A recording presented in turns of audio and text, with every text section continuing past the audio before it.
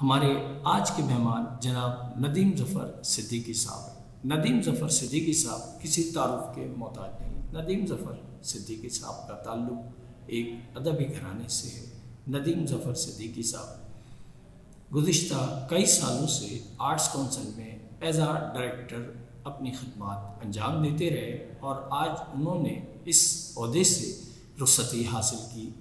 اور اسی سلسلے میں ہم ان سے گفتگو کرتے ہیں اور ان کی ذاتی زندگی کے بارے میں بھی آپ کو وہ کچھ نئے پہلو پہ بات کریں گے۔ جناب ندیم ظفر صدیقی صاحب، السلام علیکم۔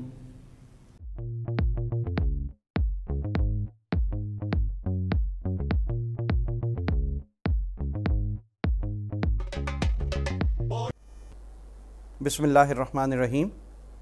میرا نام ندیم ظفر صدیقی ہے۔ میں arts council of Pakistan Karachi کا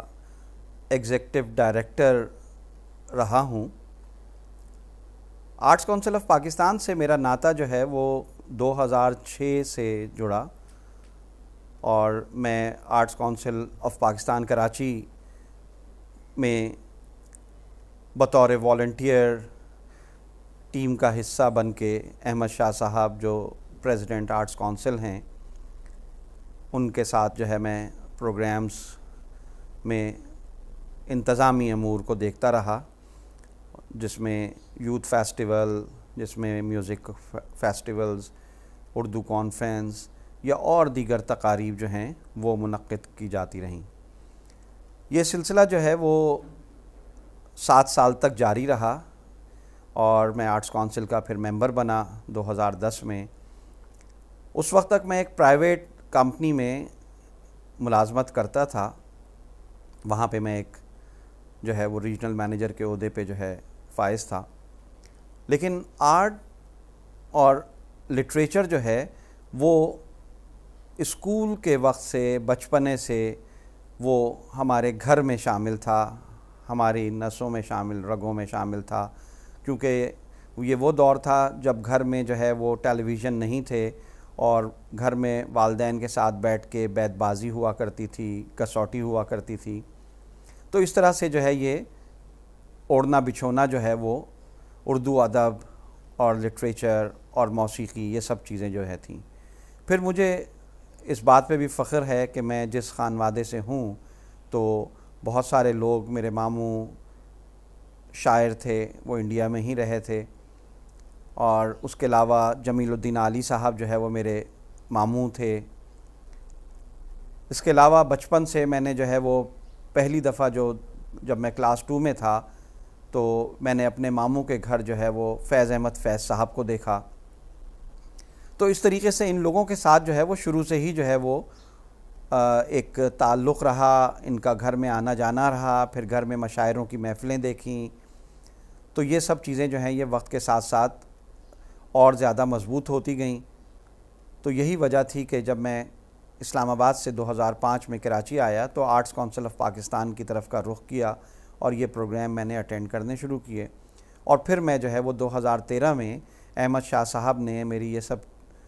جو ایک خدمات تھیں یا ایک ذمہ داریوں کو میں جس طریقے سے نبھاتا تھا وہ دیکھتے ہوئے انہوں نے مجھے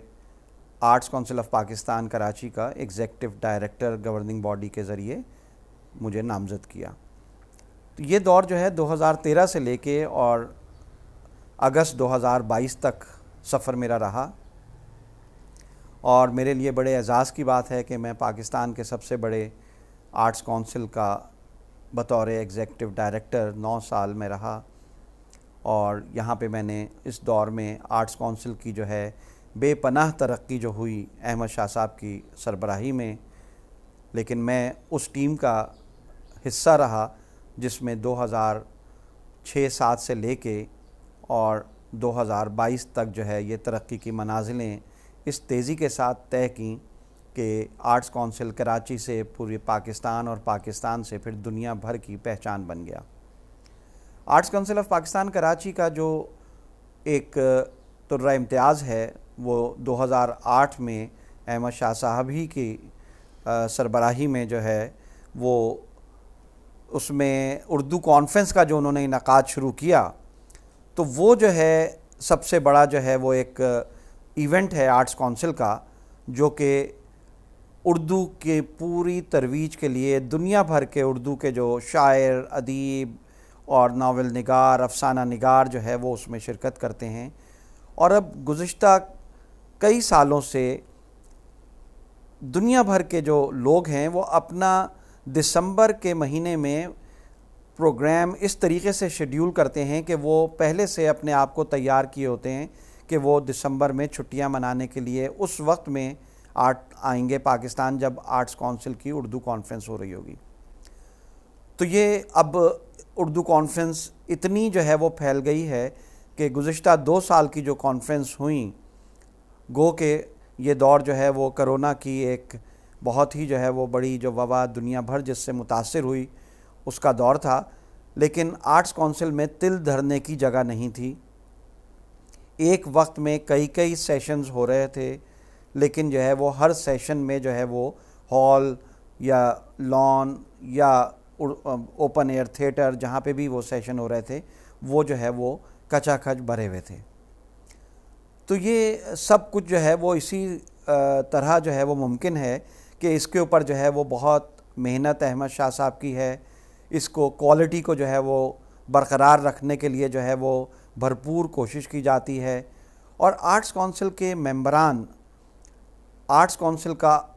اسٹاف، آرٹس کونسل کی گورننگ باڈی، سب لوگ جو ہے وہ اردو کانفرنس جو ہے وہ ایک تہوار کے طور پہ مناتے ہیں اور اس کے لیے پہلے سے جو ہے وہ تیاری کر رہے ہوتے ہیں۔ اور جو مہمان پورے پاکستان سے اور دنیا بھر سے اس کانفرنس کے لیے آتے ہیں،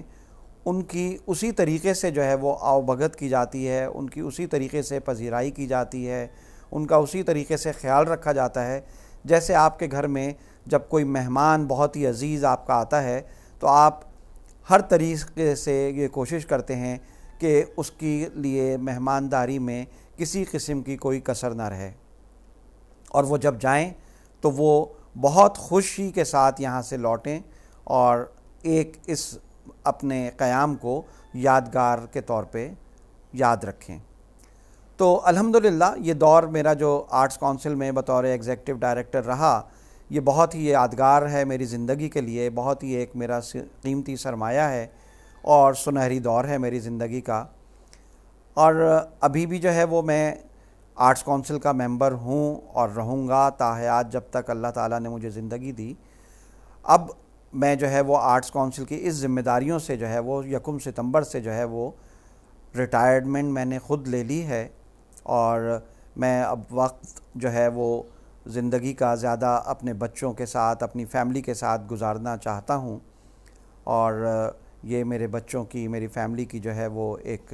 اب جو ہے وہ میرے ساتھ ایک خواہش تھی، اور ان کی جو ہے یہ ایک میرے ساتھ ایک جو ہے ایک صلاح مشورہ تھا کہ میں نے 38 سال جو ہے وہ زندگی کے اپنی جو ہے وہ ایک عملی زندگی میں گزار دیے ہیں، تو اب میں جو ہے وہ اس چیز کو ہلکے اپنے آپ کو جو ہے وہ ان سے اپنے عہدہ برا کروں، اور جو ہے اب اپنی زندگی جو ہے ایک پرسنل لائف فیملی کے ساتھ جو ہے وہ گزاروں۔